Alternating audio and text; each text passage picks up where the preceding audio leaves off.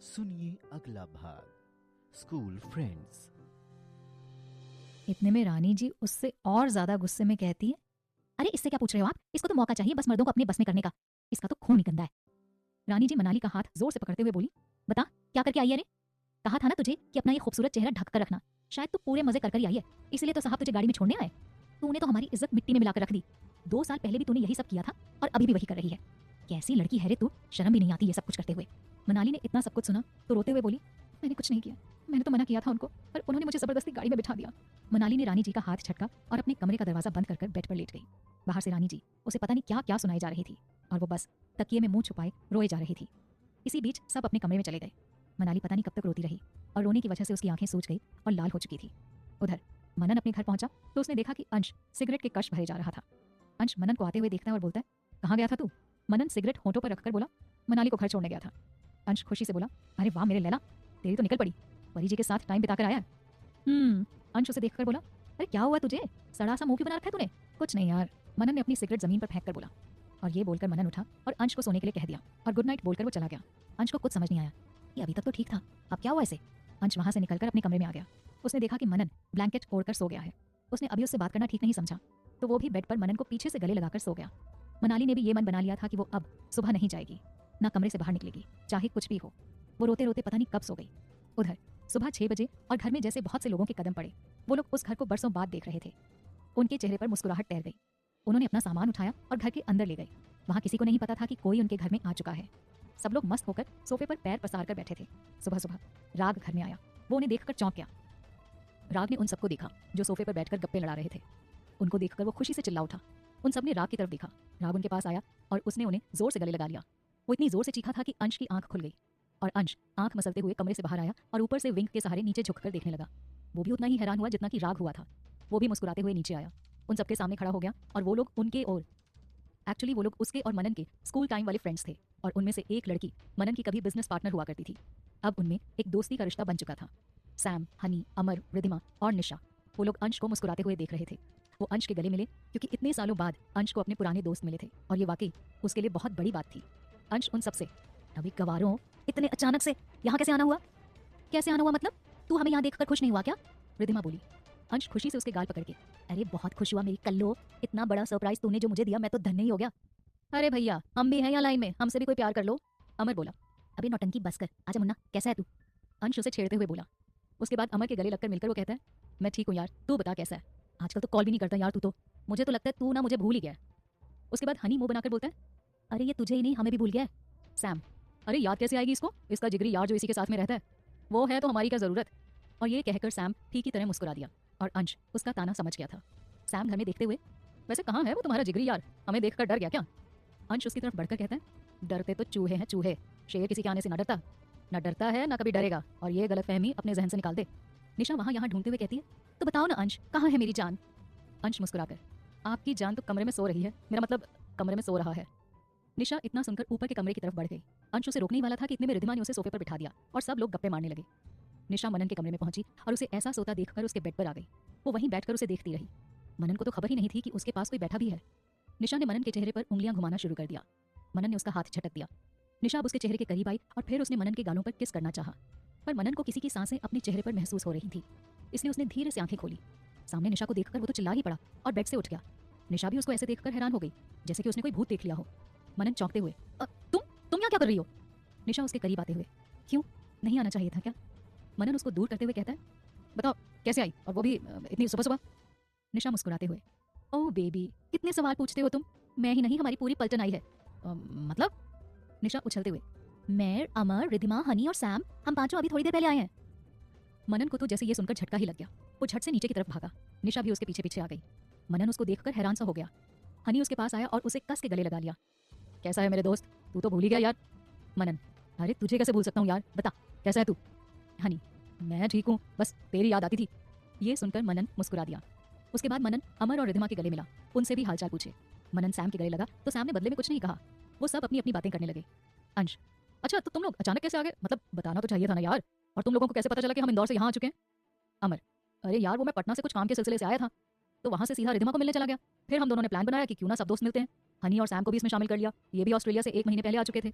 निशा भी आने को तैयार होगी और तेरी मैनेजर रागिनी से हमने पूछा कि तू कहाँ है तो उसने हमें बोला कि तू यहाँ शिफ्ट हो चुका है, तो आ गए तुझे सरप्राइज देने। ये सुनकर मनन मुस्कुरा दिया। एकदम सही किया तुम लोगों ने, इसी बहाने हमारी पुरानी यादें भी ताज़ा हो जाएंगी। निशा मनन के पास बैठकर बोलती है, हाँ बेबी, मैं भी इसीलिए आई हूँ, तुमने तो मुझे भुला ही दिया था, पर अब मैं यहाँ से कहीं नहीं जाऊंगी, अब मैं तुम्हारे साथ ही रहूंगी। और ये बोलकर निशा ने मनन की बाजू कसकर पकड़ ली। मनन उससे थोड़ा सा दूर बैठ गया। अंश ने ये सब देखकर कहा, अरे चलो सब लोग नहा लो जाकर, फिर गप्पे मारते हैं, ओके। सबने हाँ में सर हिला दिया। अंश ने बसी और राग से सामान अंदर रखने के लिए कह दिया। सब नीचे के कमरे में फ्रेश होने के लिए आ गए और मनन के साथ निशा भी उसके कमरे तक आ गई। ये देखकर अंश बोला, अरे निशा जी, आपकी सवारी कहाँ चल पड़ी? निशा, क्या? मैं अपने बेबी के कमरे में जा रही हूँ, और कहाँ? मनन, निशा, नीचे कमरे हैं, वहां जाकर फ्रेश हो जाओ। ये बोलकर मनन कमरे में आ गया। निशा भी उसके पीछे आने को हुई तो अंश ने उसका हाथ पकड़ लिया। सुनिए अगला भाग, इंतजार। अंश, अरे अरे अरे निशा जी, उसने बोला ना कि नीचे कमरे हैं तो वहां जाकर फ्रेश हो जाइए। और वो लड़का और आप लड़की, इतना तो फर्क दिखता है ना आपको। ये सुनकर निशा ने उसका हाथ झटक के कहा, तुझे क्या प्रॉब्लम हो रही है? पहले भी तो हम साथ में ही रहते थे ना, एक ही कमरे में। अंश मुस्कुराकर बोला, पहले आप उसके साथ रहती थी, वो आपके साथ नहीं, और अब आपका बेबी बड़ा हो चुका है, उसको तो आपके सामने शर्म आएगी ना। हालांकि आपको शर्म आने से रही। ये कहकर अंश कुछ ज्यादा ही मुस्कुरा दिया। निशा गुस्से से तमतमाते हुए, यू इडियट, अब तुम मुझसे ऐसे बात करोगे? तुम्हें तो ना मैं। इतने में नीचे से रिधिमा की आवाज आई, अरे निशा चल ना यार, क्या कर रही है वहां? निशा अंश को घूरते हुए कहती है, तुम्हें तो ना मैं बाद में देखूंगी। और वो ये बोलकर नीचे जाने लगी। अंश पीछे से मुस्कुराकर बोला, अरे देख लीजिएगा, पहले अपनी सूरत तो देख लीजिए आईने में, गुस्से से पूरी टमाटर हो गई आप। निशा उसे घूरकर कमरे से चली गई। यहाँ मनन तैयार हो गया और अंश भी बाथरूम चला गया। सब बारी बारी तैयार हो चुके थे। घर में उनके आदमी आए और सीधा मनन के पास चले गए। मनन ने उनसे कुछ बातें की, फिर वो लोग सीधा बाहर चले गए। मनन ने रॉकी को वहीं रोक लिया। इसी बीच सुबह के 8 बज चुके थे। उधर सुभाष जी के घर मनाली ने अपने कमरे से बाहर कदम ही नहीं रखे। उसने पूरा मन बना लिया था कि वो उस घर में नहीं जाएगी। वो अपने बेड के कोने में बैठकर एक ही जगह देखे जा रही थी। बाहर मंदिरा ने दरवाजा खटखटाया पर मनाली ने कोई जवाब नहीं दिया। जब रानी जी वहां आई और देखा कि मनाली ने अभी तक दरवाजा नहीं खोला तो वो थोड़ा डर गई, क्योंकि उसके कमरे से ना कोई आवाज आ रही थी, ना ही वो किसी के सवाल का जवाब दे रही थी। मंदिरा गुस्से से, ओए दरवाजा खोल जल्दी से, एक तो घर में इतने सारे काम पड़े और ये महारानी अंदर आराम कर रही है, जल्दी खोल, बता रही हूँ मैं तुझे। मनाली ने ये सुन फिर भी दरवाजा नहीं खोला। रानी जी भी चुपचाप मंदिरा की बातें सुन रही थी, जैसे कि वो कुछ सोच रही हो। वो सुभाष जी के पास आई और बोली, सुभाष जी, इतनी सुबह हो गई है फिर भी इस लड़की ने दरवाजा तक नहीं खोला, इसका क्या करूं मैं? आप उसे कुछ कहते क्यों नहीं? ये सुन सुभाष जी चौंकते हुए बोले, क्या मनाली ने दरवाजा नहीं खोला? इस लड़की के तो कुछ ज्यादा ही नखरे हो रहे हैं, अभी देखता हूँ इसे मैं। और इतना कहकर सुभाष जी दरवाजे के सामने आए और गुस्से से दरवाजा पीटने लगे। मनाली पर उनकी बातों का कोई असर नहीं हो रहा था। वो सिर्फ वैसी की वैसी ही बैठी रही। जब सुभाष जी भी थक गए तो वो भी वहां से पैर पटकते हुए चले गए। रानी जी भी सोफे पर सर पकड़ के बैठ गई और मनाली को पता नहीं क्या क्या सुनाई जा रही थी। उधर मनन के घर पर सब हॉल में आ चुके थे। सब अपनी अपनी कहानी सुना रहे थे। अंश और मनन दोनों उनकी चुपचाप बातें सुन रहे थे। मनन बार बार दरवाजे की तरफ देख रहा था, जैसे उसे किसी का इंतजार हो। वो मनाली का ही इंतजार किए जा रहा था। ये देखकर रिधिमा बोली, मनन क्या देख रहे हो बाहर की तरफ, कोई आने वाला है क्या? मनन, अरे नहीं, बस ऐसे ही देख रहा था। रिधिमा उससे चिढ़कर, क्या यार, हम लोग आए हैं और तू कुछ बोल ही नहीं रहा है, मतलब तुझे हमारे आने की कोई खुशी नहीं हुई है? हाँ। मनन उसे डांट कर, अरे पागल है तू, मुझे क्यों नहीं खुशी होगी? तुम सबके आने से मैं बहुत ज्यादा खुश हूँ। अमर, अच्छा तो ये बता, फिर हमसे तू बात क्यों नहीं कर रहा है और बार बार बाहर की तरफ ही देख रहा है? तेरी बारात आने वाली है क्या? निशा, हाँ मनन, तुमने मुझसे बात भी नहीं की, पता नहीं किन ख्यालों में हो। अभी तक तो ये भी नहीं पूछा कि मैं कैसी हूँ, इतने दिनों बाद मिले और तब से तुम चुपचाप बैठे हो। इतना सुनने के बाद भी मनन ने कोई जवाब नहीं दिया। वो सर झुकाकर बैठा रहा। अंश निशा से बोला, अरे निशा जी, आपके हालचाल के बारे में क्या पूछना, वैसे भी आप किसी की याद में अपना खाना पीना थोड़े ना छोड़ देंगी। निशा को अंश पर बहुत गुस्सा आ गया और अंश उसकी तरफ देखकर बस मुस्कुराए जा रहा था। हनी पेट पर हाथ रखकर बोला, अरे यार, तुम दोनों को कुछ दया वया है या नहीं? एक तो हम इतनी दूर से आए हैं और कुछ खाने के लिए भी नहीं दिया अभी तक, बहुत भूख लगी है यार, नाश्ता करते हैं। अंश मनन से, मन, परी जी अभी तक नहीं आई, मुझे भी बहुत भूख लगी है। मनन बाहर की तरफ देखकर, मैं भी यही सोच रहा हूँ, अभी तक क्यों नहीं आई? सैम अजीब तरीके से पूछते हुए कहता है, ये परी कौन है अंश? अमर, हाँ, और तुम लोग उसी का इंतजार कर रहे हो क्या? देखो परी जी आएंगे तभी तो खाना बनेगा। रिधिमा, मतलब शाम काका नहीं आएंगे क्या? और ये नई कुक कब से रखी तूने? इतना सुनने के बाद मनन उन सबकी तरफ देखकर कहता है, शाम काका गांव गए हैं इसलिए कुक को रखना पड़ा। हनी बहुत ही बेचैनी से कहता है, पर यार तेरी कुक अभी तक नहीं आई, देख हमारे चेहरे कितने उतर गए हैं, अब तो कब आएगी और कब खाना बनाएगी? मनन उठकर दूसरी तरफ गया और उसने सुभाष जी को फोन लगाया, पर सुभाष जी का फोन लग ही नहीं रहा था। अब मनन को बहुत टेंशन होने लगी थी कि मनाली ठीक भी है या नहीं। अंश भी इंतजार कर रहा था और सबको बातों में लगा रखा था। हनी और रिधिमा मुंह लटकाए बैठे थे। अंश रिधिमा से कहता है, एक काम करना, तू और निशा जी जाओ और नाश्ता तैयार कर लो किचन में। रिधिमा मासूम सा चेहरा बनाकर कहती है, मुझे खाना बनाना नहीं आता, मैंने तो कभी किचन में खुद के लिए चाय तक नहीं बनाई, खाना तो दूर की बात है। इतना सुनने के बाद अंश ने निशा की तरफ देखा और निशा ये देखकर बोल पड़ी, ना बाबा ना, मुझसे उम्मीद मत करना, क्योंकि मुझे भी बनाना नहीं आता। अंश धीरे से, लोगों को तो बड़ा बेवकूफ बनाना आता है, हाँ? अमर ये सुनकर मुंह पे हाथ रखकर हंस दिया और सैम को भी हंसी आ गई। निशा गुस्से में कहती है, क्या क्या कहा तुमने, फिर से बोलो। अगर तुम्हें बनाना आता है ना तो तुम बना लो हमारे लिए नाश्ता। और एक बात बताओ, ये कैसी कुक रखी है तुम लोगों ने, उसे कोई परवाह ही नहीं है। निशा आगे कुछ बोल पाती कि इससे पहले मनन ने उसे रोक लिया। मनन, निशा अगर खाना बनाना नहीं आता तो चुपचाप बैठो। ये सुन निशा उसकी तरफ कहती है, क्यों, क्या गलत कह दिया मैंने? तुम्हें पता नहीं है मनन, ये मिडिल क्लास लोग बहुत ही चालाक होते हैं, पैसे ऐंठ कर अपना काम छोड़ देते हैं। अमर, निशा तुम्हें इतनी नफरत है क्या मिडिल क्लास लोगों से? नफरत तो नहीं है, बस मुझे वो लोग अच्छे नहीं लगते। निशा ने कहा, मतलब मैं भी तुम्हें अच्छा नहीं लगता? मैंने ऐसा तो नहीं कहा। और ये सुनकर अमर हल्का सा मुस्कुराकर कहता है, पता है मुझे तुमने क्या कहा। और इतना सुनते ही निशा ने अपना चेहरा घुमा लिया। उधर सुभाष जी के घर इन सब में 2 घंटे लगातार बीत चुके थे, पर मनाली अभी तक अपने कमरे से बाहर नहीं आई। अब रानी जी को कुछ ज्यादा ही बेचैनी होने लगी थी। उनके मन में मनाली को लेकर पूरे बुरे ख्याल आ रहे थे कि कहीं मनाली ने कुछ कर न लिया हो। वो घबराहट के मारे सुभाष जी के पास पहुंची। सुभाष जी, मुझे तो डर लग रहा है, अब इस लड़की ने तो अभी तक दरवाजा तक नहीं खोला, ना ही कोई जवाब दे रही है। मुझे तो डर है कि कहीं इसने कुछ कर ही ना लिया हो अपने साथ। इतना सुनकर सुभाष जी थोड़ी चिंता में बोले, हाँ रानी जी, मुझे भी अब डर लगने लगा है। अगर इसने कुछ ऐसा वैसा किया ना तो पक्का हम लोग जरूर फंसेंगे। और देखो 10 भी बज चुके हैं, साहब भी वहां पर इंतजार कर रहे होंगे। सुभाष जी जबड़ा भींच कर बोले, इस लड़की ने तो हमारी जिंदगी ही खराब कर दी है। पता नहीं वो कौन सी घड़ी थी जब वो यहाँ हमारे घर में आई, परेशान करके रख दिया इसने। इतना सुनकर रानी जी भी गुस्से में बोली, मैं तो कहती हूँ काश 2 साल पहले ही इसके माँ बाप के साथ इसका भी काम तमाम हो जाता। हमारे सर पे तलवार की तरह लटकी हुई है तब से। सुभाष जी उनकी तरफ देखकर कहते हैं, आप जाइए, पहले उसे बाहर निकालने की कोशिश करिए, वरना साहब हमारी जान ले लेंगे अगर उनको इसके बारे में पता चला तो।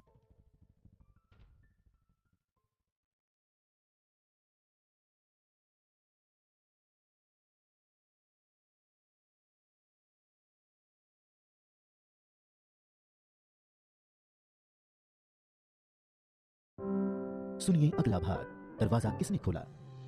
रानी जी सुभाष जी की बात सुनकर वहां से चली गई और मनाली को बाहर निकालने की कोशिश करने लगी। इसी बीच रानी जी ने उसे बहुत खरी खोटी सुना दी। उधर मनन के घर, मनन ने अंश से कहा कि वो मनाली के घर जाकर देखता है। अंश ने भी हाँ में सर हिला दिया। निशा ने मनन को बाहर जाते हुए देखा तो उसके पीछे जाने को हुई, लेकिन अंश ने उसे रोक लिया और अपनी बातों में लगा दिया। मनन गाड़ी में बैठा और मनाली के घर के लिए निकल गया। मनन ने सुभाष जी को कॉल लगाई, पर पहली बार कॉल नहीं लगी। दूसरी बार कॉल लग गई। सुभाष जी ने मनन की कॉल देखी तो वो डर गए और उन्होंने बड़ी हिम्मत के साथ कॉल उठाई। मनन गुस्से में, अबे बुढ़े, फोन क्यों नहीं लग रहा था तेरा? हाँ, कब से लगा रहा हूँ, कहाँ मर गया था तू? सुभाष जी, साहब माफ कीजिए, वो शायद नेटवर्क की वजह से। मनन उसकी बात बीच में काट कर कहता है, ये सब छोड़, मनाली कहाँ है, अभी तक घर नहीं पहुंची वो? सुभाष जी लड़खड़ाती जबान से कहते हैं, साहब वो मनाली आ ही रही है थोड़ी देर में। अच्छा, फोन दे उसे। साहब वो मनाली बाथरूम में है। ठीक है, उसको वहीं रोक कर रख, मैं आ रहा हूँ उसे लेने। सुभाष जी का तो ये सुनकर बुरा हाल हो गया। वो बोले, साहब आप क्यों आ रहे हैं, मतलब वो आ जाएगी साहब, आप क्यों परेशान हो रहे हैं? जितना बोला है उतना कर, ज्यादा दिमाग ना चला अपना, समझा? अब फोन रख, 10 मिनट में मैं पहुंच रहा हूँ। और ऐसा कहकर मनन ने कॉल काटा और गाड़ी की स्पीड बढ़ा दी। यहाँ रानी जी को और भी ज्यादा चिंता सता रही थी।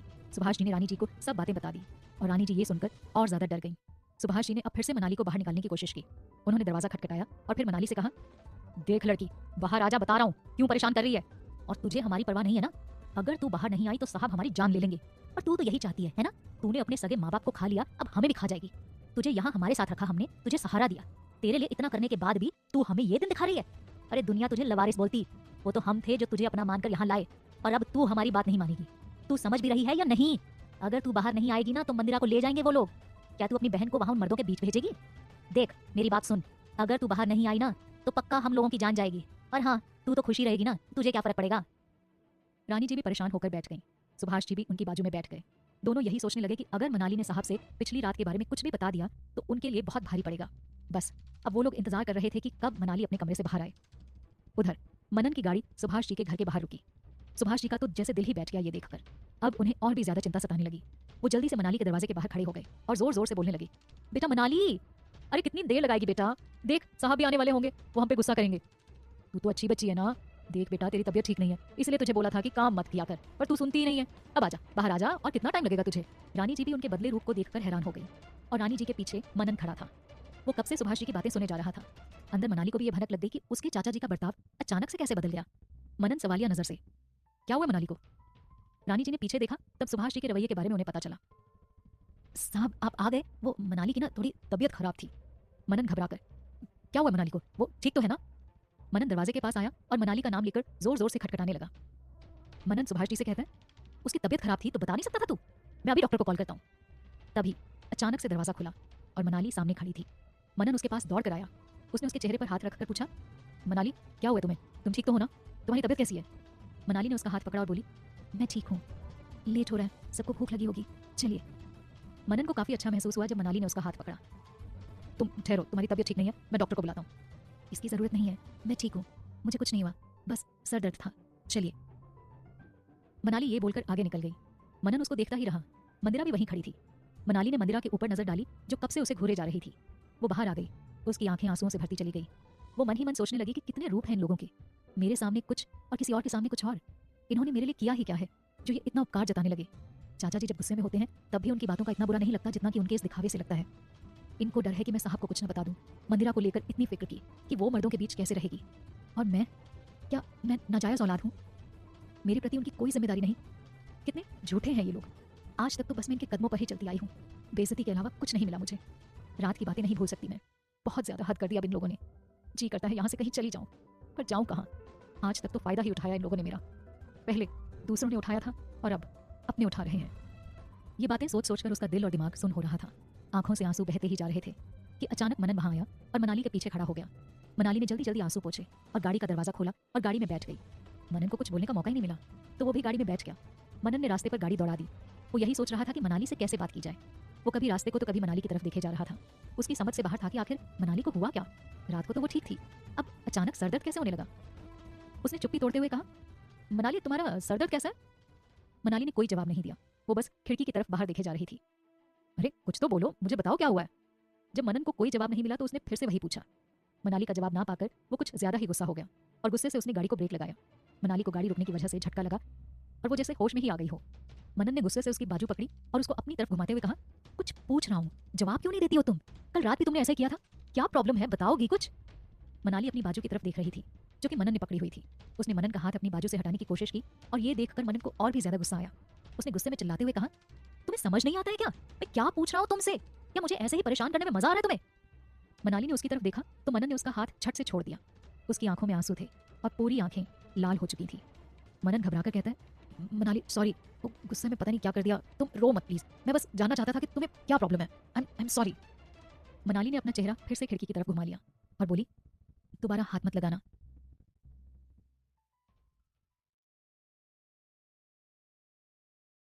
सुनिए अगला भाग, मंदिरा की शॉपिंग। मनन की आंखों में भी ये सुनकर आंसू आ गए और वो नम आंखों के साथ बोला, मैंने गुस्से में बहुत बातें कह दी तुमसे, इसलिए माफ कर दो। आइंदा मैं ऐसा कुछ नहीं करूंगा, बस तुम रो मत, मैं हाथ नहीं लगाऊंगा तुम्हें।